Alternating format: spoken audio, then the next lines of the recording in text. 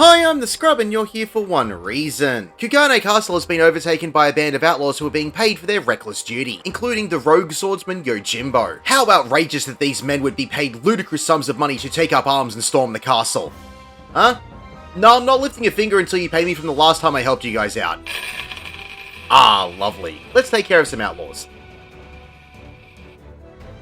Time to learn about Kugane Castle. Simplified.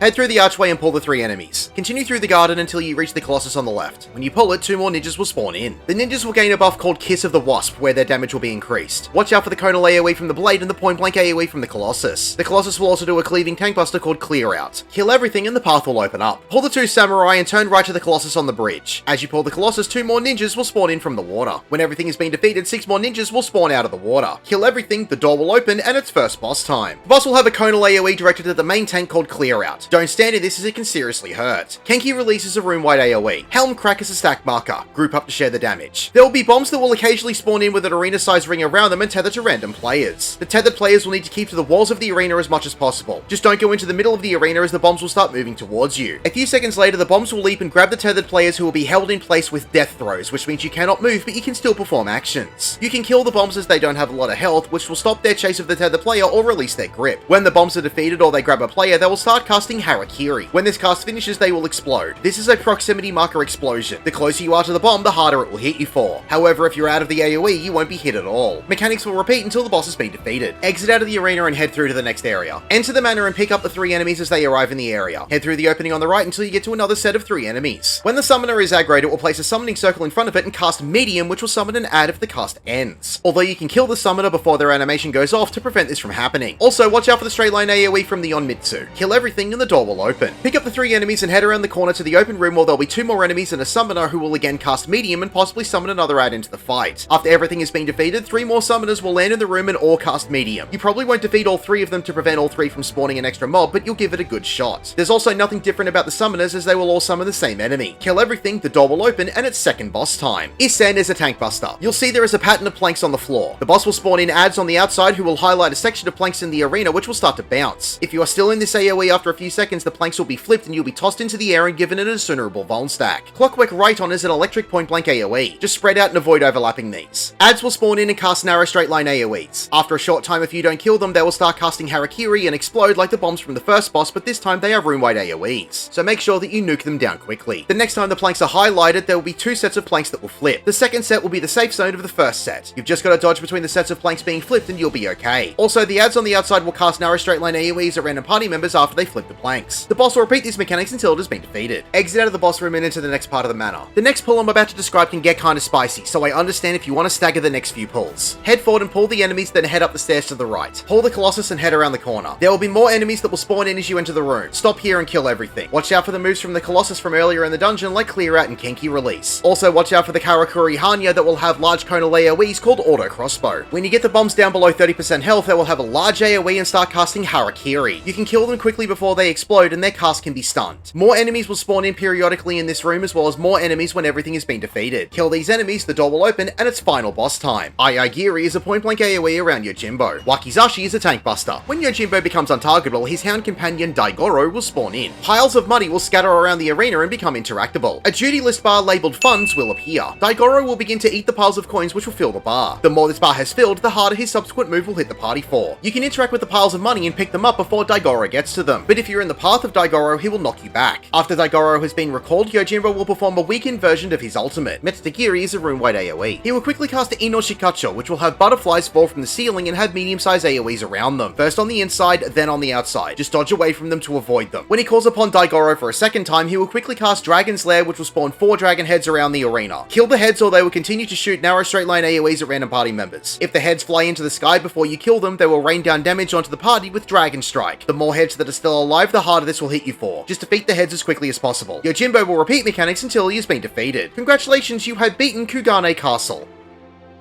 My name is the Scrub. Thank you for watching.